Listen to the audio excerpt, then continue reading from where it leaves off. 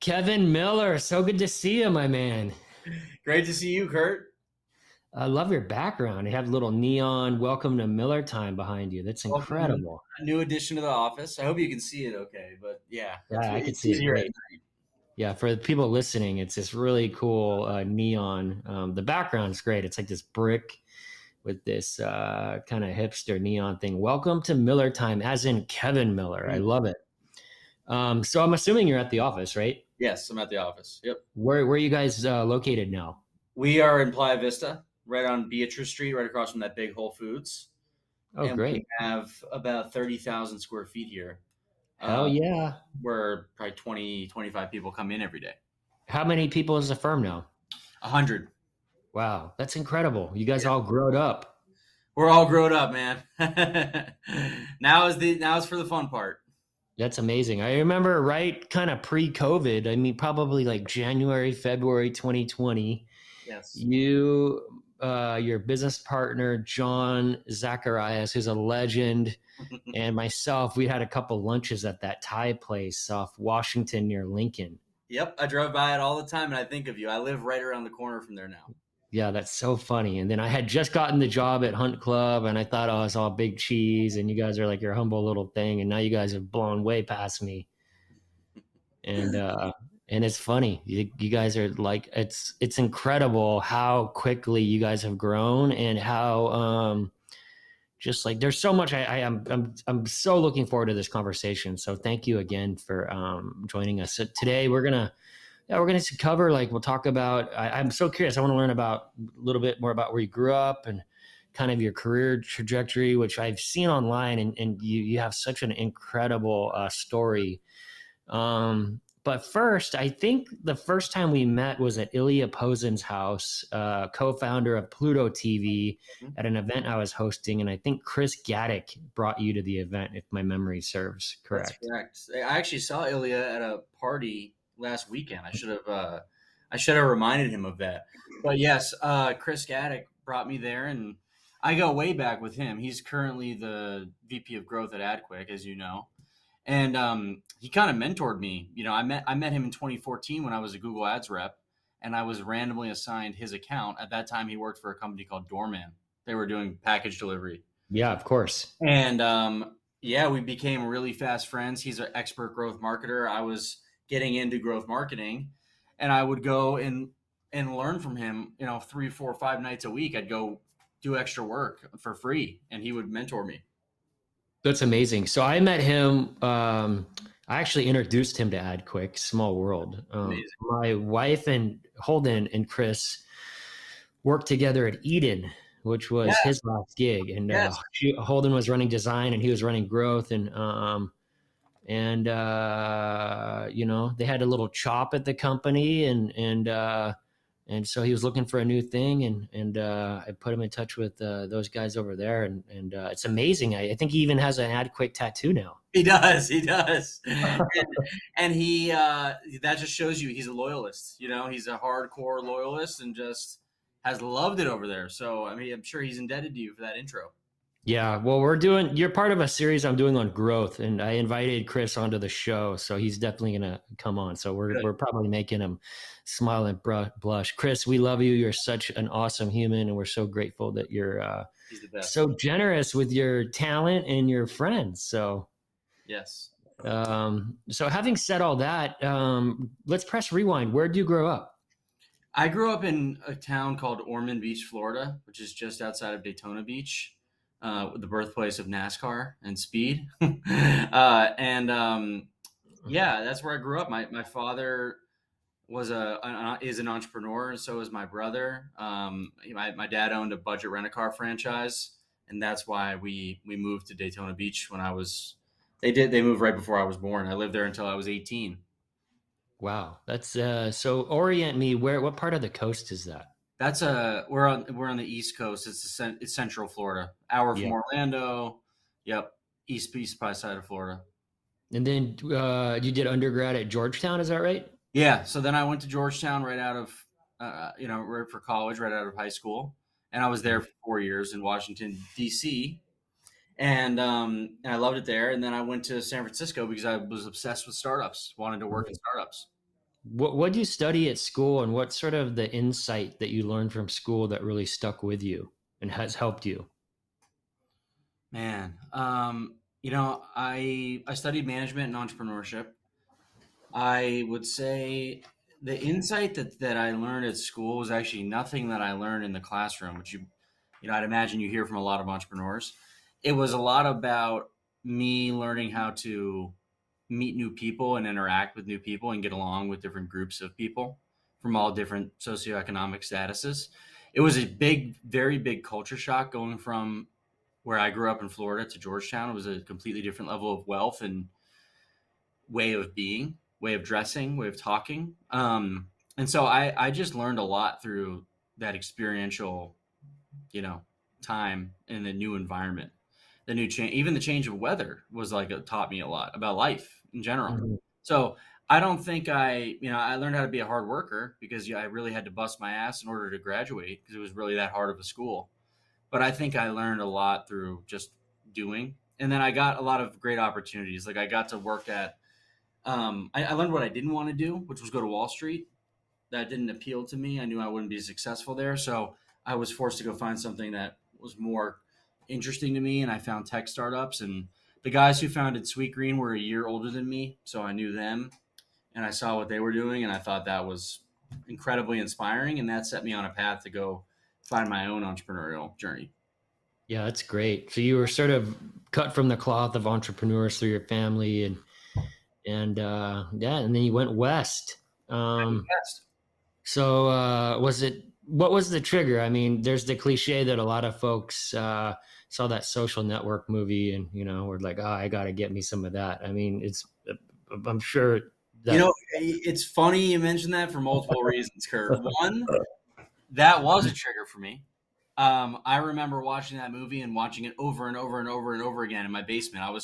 I was so inspired, so Yeah, mesmerized by it. But then my I have a good friend now by the name of Army Hammer. You might be familiar with him. I know. I mean, we used to play music in Malibu back in the day. Oh, really? Oh my Yeah, god. Okay, I'll tell him. I'll tell him I did this with you. He'll love it. But yeah. he was in the movie, so I always joke with him about that because uh, he told me that the Winklevoss brothers came to him and said, "Hey, you should really buy this thing called Bitcoin. It's going to blow up." And Hmm. he was like, "Oh, you guys are idiots. That's not real. That's not going to do anything." Hmm. he said he would have been a billionaire, or wouldn't have been worried Yeah, about anything if he listened. So yeah. yeah, Well, I don't think that he has to worry much, anyways. But it's funny. My last interview before you was with Robert Scoble, and one of the reoccurring themes we were talking about is how easy it is to discount technology and just how radically fast things are moving. Things that sort of seem like toys to start could be like completely like tectonic shifts. It's a yes, great example, and that is a really funny story about Army. I haven't seen him in a long time, yeah, he's but doing great. yeah, I know he had a little moment there in the news for a minute, but it sounds like he's back on top, and yeah, Yeah. what a interesting uh, family story. But that's a whole. Maybe I got to get him on the show. I have some funny things I'd love to talk to him about. Yeah, yeah, he's great. The So you watched the movie. What else got you? What else about tech drew you to it? And I mean, I think that's an interesting insight that you knew that Wall Street wasn't the path. Talk to us more about that. Well, my brother went to Wall Street and he worked at several investment banks and he hated it. He was just working, his butt off till midnight, 1 a.m. every day. And I was never inspired by, crunching numbers in Excel. I thought that was just, I wanted to be more of a builder. And I didn't really have a respect for or an interest in these complex financial concepts. It just didn't do it for me. What did do it for me was studying how Snapchat grew their user base or how, this, app went viral. Those stories were just far and away, the feeling when you read something and you just can't put it down. And I'm not a big reader, but if I read something and I'm like, oh my God, I want to keep flipping these pages, I know I'm Yeah, onto something. yeah, Something that that's a I'll something that I'll spend all night doing and diving into just because I'm so interested. That's what I want to follow in my career because that's how I'm going to be successful. With the Wall Street stuff, I always felt like I was going against the grain. I just didn't feel natural. Wasn't excited, genuinely excited about it. And I thought, you know, I didn't go to this great college and work my ass off for so long to go do a career that I hate. I want to go do something that I love and make money doing it. And I just was relentless on finding what that might be. And yeah, I was obsessed with all the new startups that were in San Francisco at the time. I thought they were just so interesting and innovative and against the, breaking the rules. And that was my MO at the time. What year did you graduate and what year did you move out there? And then what was your first gig? I graduated in 2013. I moved out in the summer of 2013, right after Yeah. school. I worked for a guy named Arjun Sethi, who is a pretty well-known entrepreneur. He founded Tribe Capital, which is a huge venture fund now. But at the time, he had a mobile messaging app called Message Me. It was very similar to WhatsApp. And I worked there for 6 months. I actually got laid off because the company was acquired by Yahoo. And then I went to Google and I became an AdWords campaign manager at Google. And that kind of set me off on this. I mean, I was just so that whole experience at Google just changed my life. It taught me digital marketing. It gave me the stability to live in a big city. It was just it helped me make friends, contacts, networking. It was just an incredible, incredible, incredible experience. How long were you at Google and what was if I asked the question, what sort of transformation did Google give you? What sort of comes top of mind first? I was at Google for 2 years, and the transformation that it gave me, I mean, I think it solidified to myself that I can make it in a big city like San Francisco, and I have Yeah. what it takes, because I started going there, or I went there and I started performing well, and I started Mm. working hard, and I just had always wanted to be the dumbest guy at the higher tier of school or company. Because Yeah. once I got in the door, I could move my way up by outworking people, working harder than other people. I was Yeah, I never love going to be the smartest guy in the room, but I could be more creative and work harder to earn my spot. What what about Google are you did you absorb that you try to bring to the party at Grow? Culture. Yeah. Yeah. How you care for an individual, how you care for an employee. And they Mhm. were way ahead of their time, even back then. So much has changed in 7 years, 8 years. It's shocking. But we support our employees personally and professionally. And there's no exception to that. And we don't cut corners on that. So we get to know each person really well. We get to understand where they want to go in their career. And we do things to help them reach that. Your LinkedIn posts are prolific, both in like how viral they go and you're really consistent with it and the content is just I think to speaking of the virality and it's a lot of it has to do with what you're talking about. You tell a lot of personal stories about employees that are leaving and how you think about it, mistakes you've made, things that are working. What inspired you to um, kind of start writing publicly about that stuff? I mean, obviously, it's brilliant because it's sort of humanizing what you guys are doing and generating a lot of awareness and it's sort of a brand halo. But like, was talk to us a little bit about that. Well, I thought that, I'm in this very interesting role now as co founder and CEO of this company. And before I was in this role, I thought, wouldn't it be interesting to get into the mind of like a CEO at a different company and really understand what's going on? But I never had those relationships. I didn't know. Now that I've been in this role, I've connected with so many other business owners. I do have more relationships where I can hear the real story of what it's like to run a company.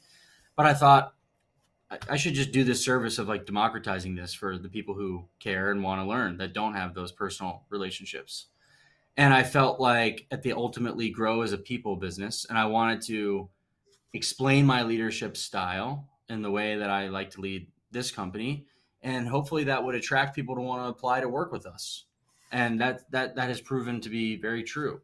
The other thing is like I'm just a big proponent of talking things out publicly. A problem shared is a problem halved, and I have experienced a lot of great benefit of sharing my problems with other people and going to people who have been through stuff that I am embarking on and asking them how they did it. And I wanted to bring that to more people.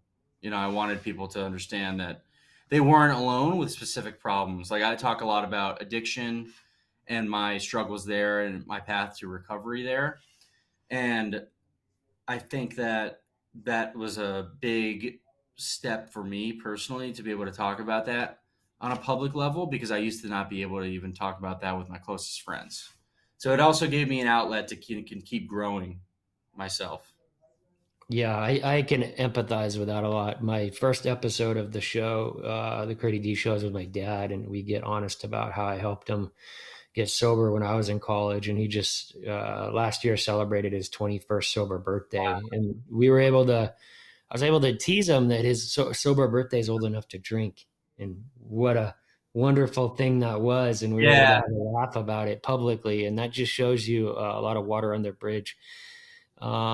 Yeah, and there's other things like with my hearing that I used to be really embarrassed about and had some vanity, and it's amazing how liberating it is to share the things that we're scared or embarrassed about, because I think that's such a fundamental human thing that we all have in common. And it's like the person that goes first is the bravest, gives the space to other people to do it, and it's Yeah. an energy that's really refreshing, I think, in this day and age. Yeah, and I actually have another story about that that just came up yesterday that I want to share with you. So I have a twin sister, and she's at home right now visiting my parents.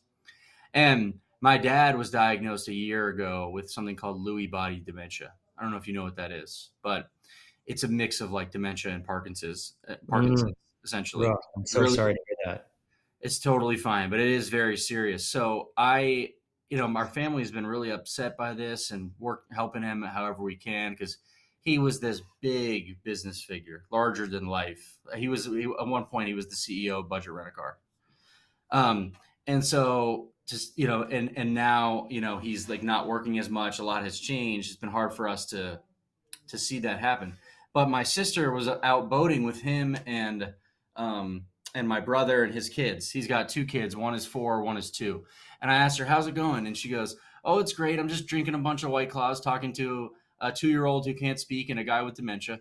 and I started dying laughing, because we've never really joked about that. When we Yeah. usually talk about his health diagnosis, it's usually like very serious. And just the fact that she could joke about that, it's like, all right, we're normalizing that he has this, and we're all on the same team, like Mhm. helping him enjoy life, even though he has this. So it made me think of that, and I thought that was cool that we can make a lighthearted joke about it. Yeah. Yeah, it's like it's a bit of a paradox. It's yeah, it's a trip. So back to the and what's your dad's name? Sandy, Sandy. All right. Prayers for Sandy, everybody. thank you. Um, yeah. So for the LinkedIn stuff, what's the post that has gotten the most impressions or the most attentions? Do you know that by chance?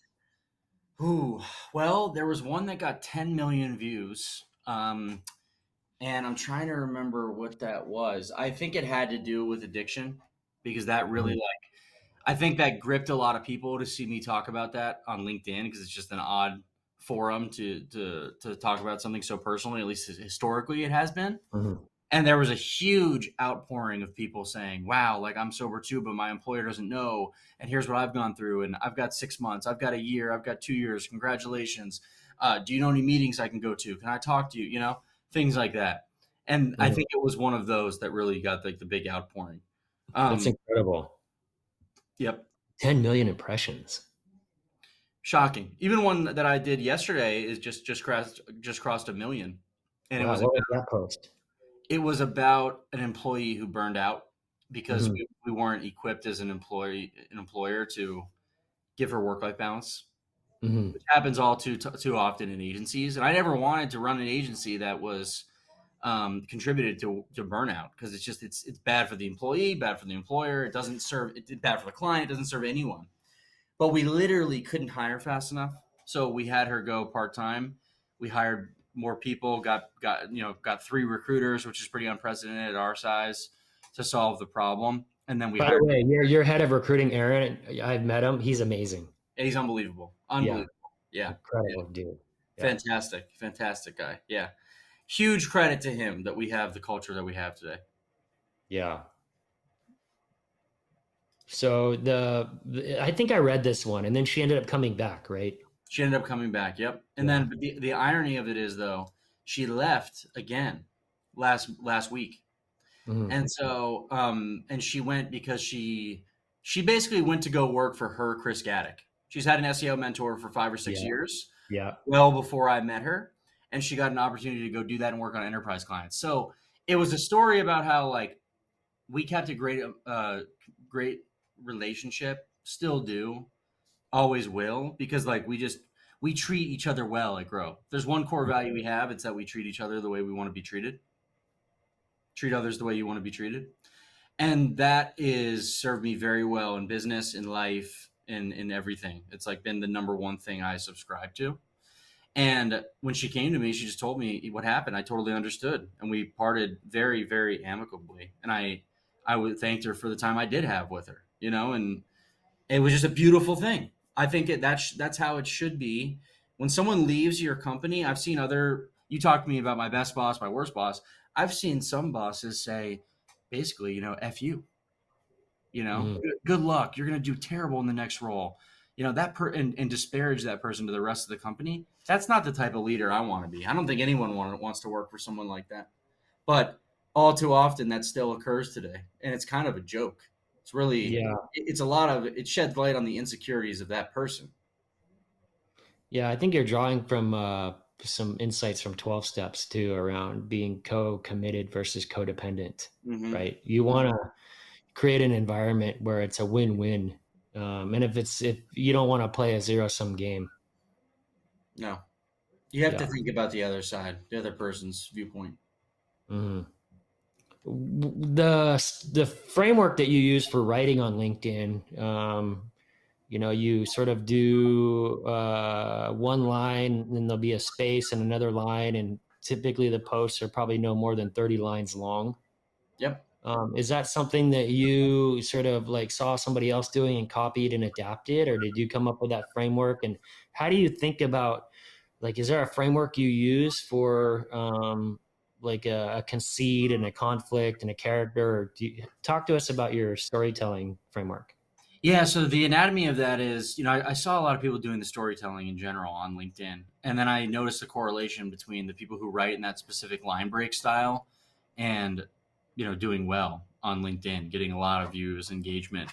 So I started to write in that fashion. That was step one. Step two, I noticed that there was um, just like with any good storytelling class, you have to have a great hook. And I learned that the best and most viral posts always had compelling hooks, because LinkedIn typically shows 2 to 3 sentences and then it'll ask you if you want to read more. And if you can elicit the read more click from the user, I think your post tends to end up doing pretty well. So, more than anything, I wanted to tell a story I felt was compelling and then fit it into that framework where it was the line breaks, great hook, great ending.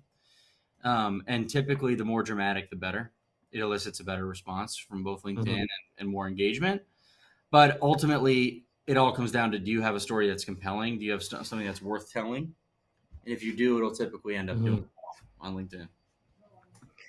Do you keep like a Google Doc with hook ideas, or how do you track and keep organized and think about an editorial calendar, or do you just have an idea and write it down and press go? I spend an hour every week where I brainstorm and ideate. We write this stuff.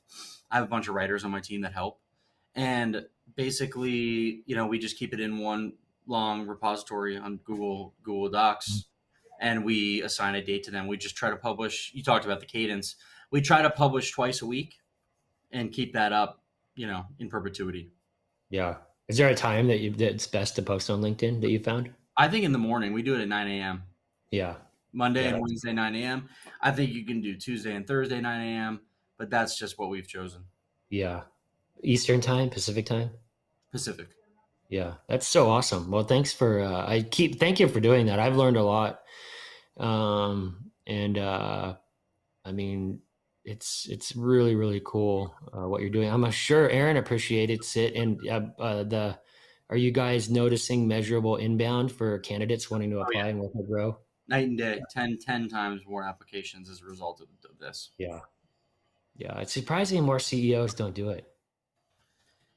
I think Why is it's that? you have to sit down and apply yourself. And I don't think what I've found as I talk with other friends about it. A lot of people don't want to be that vulnerable. That's the honest to God truth. They think it's cool. They're interested in it. When push comes to shove to actually do it, they don't want to let people know who they really are. Mm, They want to still put this like persona up about them, and that's no judgment. It's just that's the truth of what I found. yeah. Well, that's the cultural norm, and you wanting to the pressure.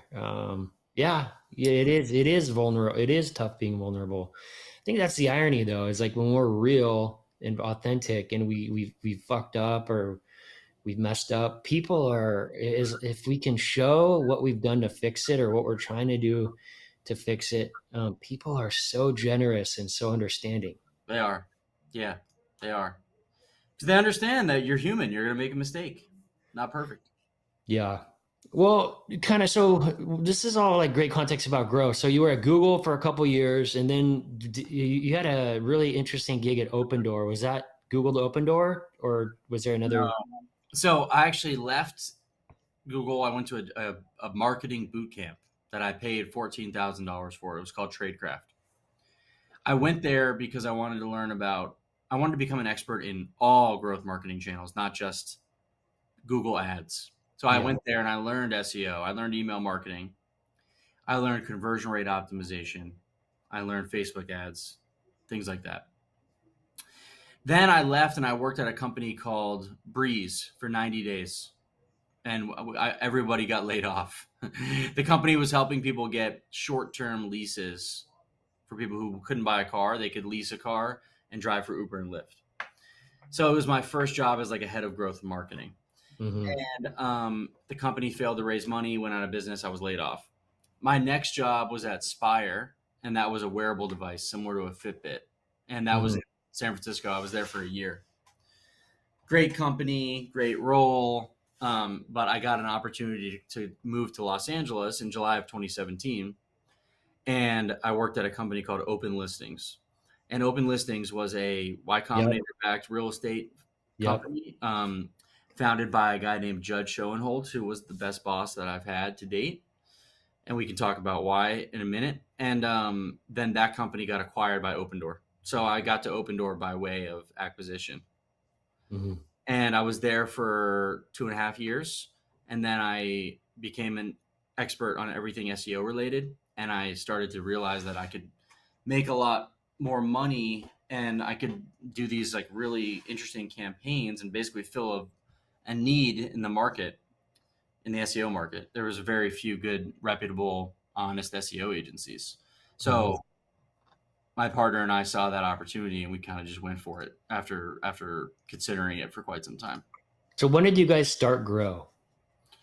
Well, technically, we started on April 2nd, 2020, but I quit my job on February 7th, 2020, and Wow. we were working on it in the end of 2019. Yeah. Just since we That, didn't have that enough. makes sense. Back We to didn't. those We Thai food lunches. That was right around that time. exactly. Yeah. So we really were just getting going. I mean, we needed to save about $10,000 each, and that was the most money we could come put together to then be able to quit our jobs. And then we just, we had about $5,000 a month in revenue, made about $1,000 in profit. And so we just kind of were living off that until we could grow it a little by little by little. How did you, well, and so you guys are now at 100 employees, and it must be like we talk about warp speed. I mean, to hear you say saving up 10K and 5K a month and 20% margin or whatever, like that's, and to now is like, I mean, hashtag grow, like that is incredible. Um, It's shocking because we did $15.8 million in revenue in 2021. mhm. And this year we're hoping to do 25. What is it about what you guys are doing that's so unique, novel, special? Like what What's the difference that's making the difference? I don't think many people can execute SEO campaigns in the way we can from two angles. One, I think our SEO work is just really good. We really, really understand the Google algorithm. I've studied it for years. So has my partner. We only hire SEO nerds here. You have to be a nerd to work here, no exceptions. That's number one. Number two, our client communication is second to none. We are on people's ass. We have some clients say, please, I get it. You've sent me enough. We've talked enough. We can move our calls to biweekly now. They don't have to be every week. So we are very communicative and very on it. You know that we're working for you. You can feel it. And that's why people just don't really leave our business. Our churn rate is extremely low. Mhm. What's sort of like the smallest contract you guys sell, and what are the offerings? Well, we do smallest contracts about $5,000. We do content writing, we do link building, and we do on page optimization.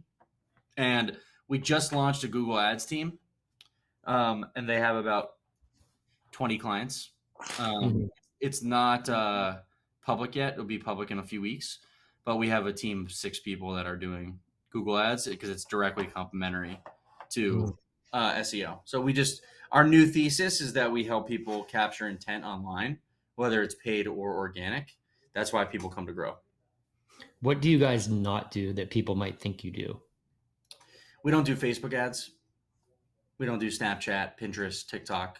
We don't do a lot of the ad buying on Mhm. other platforms. But we do SEO, we do SEM, and then we have a few other programs that are being built up right now that I can't talk about yet. But there are other channels that we think really work, and we're validating them right now internally. Great. And what are some happy clients that you can flex on publicly? Well, AdQuick would be one. I know they're Yeah. very happy. The leader in out-of-home advertising. Genexa is a heavily venture-backed children's pharmaceutical company. They've created the space of like clean medicine, and they're in Walgreens, Walmart, Rite Aid. They've got like cough medicine for kids and every other condition you could imagine. We do their SEO and their SEM, and they've been just incredibly successful. Gainful.com is a personalized protein company, and they have just crushed it. They do 200,000 unique visitors a month from organic search. When they came to us, they did 20,000, so that was 10x growth in a year. So those are the ones that come to mind right now Mhm. that have really done well. Yeah. And how many customers do you guys have, if I may ask? If you're not comfortable sharing, that's fine. We have 200.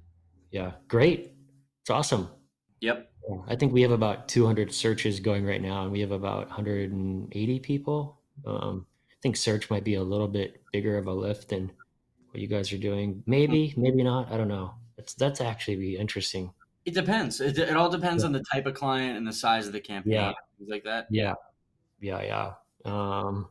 That is take that back now that I think about it. You guys might have that's incredible. You guys have that much output. It's a lot of leverage. That's remarkable. Other thought is, let's see.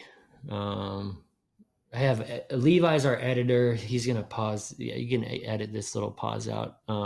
So I think, like, is there anything else that we could talk about with Grow before I shift into the back end of the show? I want to kind of keep an eye on time. No, I think we're pretty good at what we covered about it. I think we Yeah, talked about what we do. I don't need to sell it super hard. Just want to make yeah, people aware of it. yeah, yeah. Okay. All right. We'll cut back in right here, Levi. So if people wanted, like, actually, I'll ask if people want to get a hold of you at the end. So, well, that's incredible, Kevin. So remarkable what you guys have done in such a quick time. I actually have a question. So Jonathan Zacharias, your business partner, is hilarious. Yes, he is. He's one of the funniest people I've ever met in my life. And a little fun fact for the audience: Jonathan's dad, I think, wrote and produced Revenge of the Nerds. Is that right? Correct. Yeah, that's incredible. I used to love Revenge of the Nerds when I was a kid. Yep. Um, so, how did you guys meet? We met in AA in Oh, sobriety. wow. Yeah. Yeah. I moved to Los Angeles. I went to an AA meeting. You'll love this story, Kurt. And I met a guy who became my sponsor. I went to his house. He told me he was in the adult film industry. He's like one of the top 3 male porn stars in the world.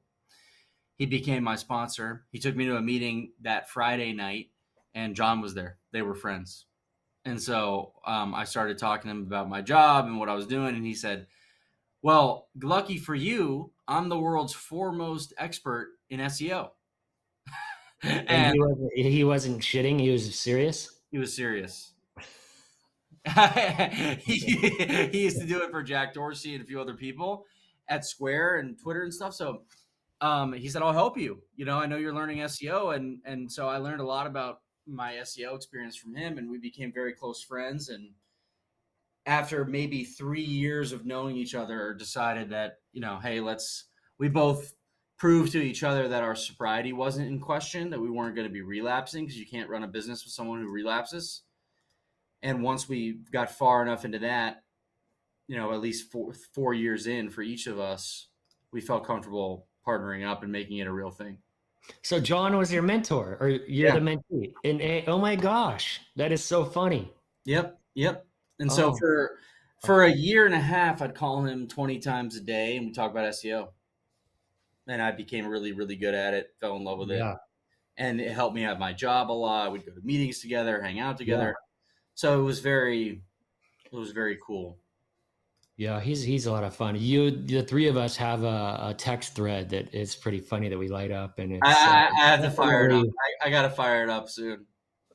it's definitely not safe for work, but it's good fun. Yeah, it is. The Well, so I think that's sort of a great segue into the humanizing success bit of the show, which I've shared a bunch about my personal stuff, and it sounds like you normally the prompt I would ask is what's a challenge personally or professionally that you faced and you're comfortable sharing, and how'd you get over the hurdle, and what gift did that give you? And it sounds like sobriety is that for you, right? Yeah, that's definitely it. Yeah. More so than probably anything else I've ever Mhm. gone through. Yeah. What so the gifts that it's given you, or is this the obvious thing is, and the most important thing is your well-being, and being, you're happy and healthy, and you're creating this amazing life for yourself, and this job that's employing and feeding families and making happy customers. So, there's all that. What other gifts has it given you? The ability to feel comfortable in my own skin, and the Yeah. ability to be honest with myself and other people. You know, Hmm. I lived a Yeah. double life before. I was on Google's campus, and I was just scheming and using drugs and not telling the truth. So I don't have to do that anymore. Like with the way I live my life Mhm. now, anyone could see it. My mom could see what I do every day and night, Monday through Sunday, and she'd be proud of what she's seeing. I don't engage in any activities, behaviors that are negative, controversial. I just don't do it. It's not interesting to me anymore. Yeah, there's a couple of weeks ago on a sales call. I was on with a Silicon Valley VC firm. It was an investor. I usually play the name game when I do a new call, and you came up in common as a mutual friend, and I Oh mentioned your wow! name. And I wish I remembered who it was. And they said that they are super proud of you, that they knew you when you were at Google, and they kind of referenced some of that stuff, and that they it was sort of I'm sure you have some incredible stories from back in the day, but Yeah. um, uh, Wow, that's cool. That means a lot to me. I'd love to know who that was. I did have a yeah, lot of VC relationships back then. I mean, I interned at True Ventures, so maybe it was someone from there. But I had they helped me a lot with a lot of things. hmm, They're good yeah, people over there. That group of people has been together for over a decade, and they are really a class act. Like stand up people. yeah. I've had the privilege of talking to them a little bit. They seem like a great group. There's a lot of really cool investment shops out there. The what this reminds me of is I referenced the Robert Scoble interview I did on the last interview, and he's a legendary blogger in Silicon Valley, and he got canceled in by the Me Too movement in 2017 with a Oh, New York Times article. And I guess he got drunk at a party and sexually assaulted a woman, and it completely blew up his life and his career. And he spent the last 5 years picking up the pieces, and he's gotten sober. And he was really honest with me about it on the show. And wow. it's I think like you sort of had sort of like mixed emotions about having him on, but he had such a big impact on my career early on and really gave me a platform that changed my life, and I felt really honored to be able to sort of pay it forward. And I I do, and one of the things that I was talked to him about in back to your story in the context of my dad is that time does have a wonderful way of healing things, and we really can make a living amends. Yeah. Totally. Totally. Which is the And best. I mean, it's like that, there's nothing that feels better than making a living amends, doing the right thing, proving that you learned from your mistakes. What could be mm, better? the thing I asked my dad about, I asked him the question about like what leverage did he find? Because my dad, he owned a rock and roll FM radio station in Ventura growing up. I had the cool dad, Yeah.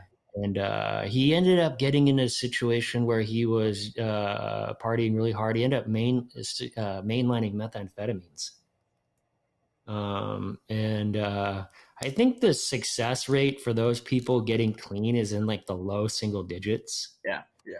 And I asked him like what was the leverage that he found to sort of like, get clean. And now he's like a total beacon in the community. He's a legend in the 12 steps. And I just get my little choked up even thinking about him. Just such a great example of a father. For you, like what was the leverage that you found? How did you like kind of push through? What did you learn that other people, because it is even you're defying the odds just Yeah. to some degree. Well, I felt like there was a life that I wanted to have, and the way I was behaving was completely divergent from that. Hmm. The life I want to have is I want to be successful in business, yes, but I want to be married with kids, Hmm. and I want to just be like happy, comfortable, in my own skin, like I mentioned. And I Yeah. couldn't do that if I was getting high every night. Also, I didn't want to move home. I didn't want to go like do things that were against my choice. Like I wanted to live a life that I felt like I was taking control over and I had responsibility over. Yeah. And you know, even though my family was well off financially, they weren't gonna do anything to help me with that stuff because they've already seen it. My grandma was an alcoholic, my uncle was an alcoholic, my cousin died from a heroin overdose. They've been down this road to understand you can't really enable somebody. You got to let them fall on their own. It's the only way it works. So, yeah, I just kind of knew what my path was. I didn't want to be dependent on other people. I just wanted to depend on myself. So I had to push through and see what I was made of. Yeah. Yeah. I can really appreciate that. Really similar to my dad's insight. He said that he knew that if he continued to go down the path that he was going to die, Yeah. and he wanted to live. He wanted to see his kids grow up and have kids and all that. And yeah, I spearheaded an intervention. I agree with that. Tough love. I think with this is unless the pain of changing is less than the pain of staying the same, the behavior is not going to change, right? It's Yeah. cliche And but true. no, it's so true. And one of my favorite sayings is also cliche, but it's nothing changes if nothing changes. Yeah, And that totally. applies to everything. You want to lose weight? Well, you can't keep eating a cheeseburger every day for lunch, Kevin. Yeah, um, you want to, yeah, be healthier. Like you got to drink a gallon of water a day while you're at your desk. Um, it's just very simple inputs and outputs. yeah. Before we started this show, we had an insight that relates to this this is a theme too, that it's all hard. Like it's hard getting rich, it's hard being poor, it's Yes. hard getting healthy, it's hard being sick. So it's all hard. So choose wisely. Hmm. Hmm. Yeah. I've never heard it quite, posed in that way, but I really buy into it. It's Yeah. all hard. Yeah. Well, congrats. It's incredible. You're such an inspiration to me and to so many others. Um, rounding third base here with the show, speaking of inspiration, who's the best? You mentioned the best boss you ever had. What was their name again? His name is Judd Schoenholtz. Yeah. Was the CEO of Open Listings. Now he runs a company called Balance Homes.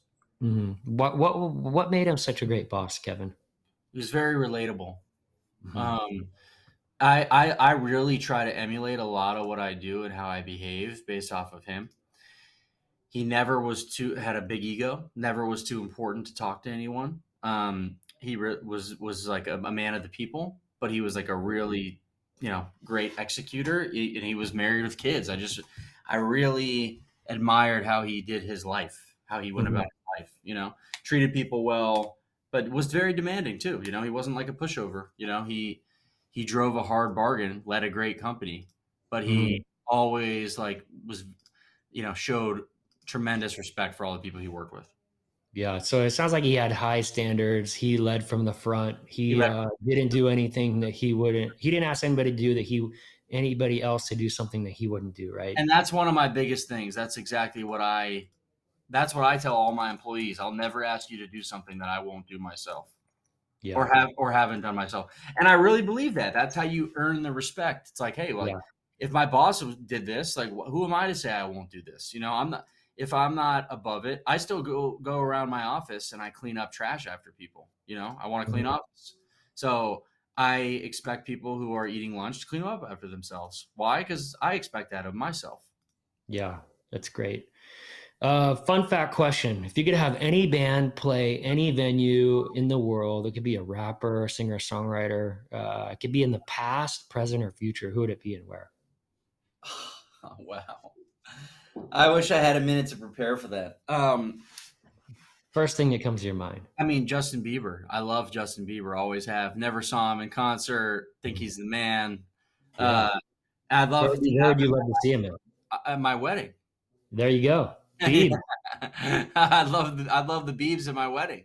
Yeah. Why do I have a feeling that like Jonathan Zacharias might be able to help you out with that? I don't know. There's a lot that he can do, man. He's a very connected guy. Um, yeah, I love that. So how can our audience be helpful to you, Kevin? Well, I think if you like what you heard today, sending me any candidates who might want to work, in a fast growing digital marketing company such as Grow, would love to talk with them. If there's any one who owns a business that's interested in SEO or Google ads or anything of that nature, would love to talk to you about being a customer. Yeah. And then if I'm assuming too, if anybody's needing help with getting sober, you could probably put them in touch with some folks, local Sure. chapters. Yeah. Easily. Yep. Yeah, I'd love that. If people wanted to get a hold of you online, what's a good way? I mean, I think LinkedIn, right? Kevin Miller. LinkedIn's great. My personal website is kevinmiller.com, and that has links to all my social accounts. Yeah, So and it's gr0.com. gr0.com. So the best way to reach me is just kevin at gr0.com. Yeah, great. Well, Kevin, at time, you're a scholar and a gentleman. We're so blessed to know you and have you in the community here in the local Los Angeles community, and I'm so grateful that we've become friends. Thanks again to Chris Gaddick, the legend, for Yes. introducing us, and I can't wait to see you guys soon. I'm looking forward to grabbing a lunch on me. Yeah. Let's plan something very soon. I'll look forward to it. All right, have a great day. Thank you. Thanks, Kurt.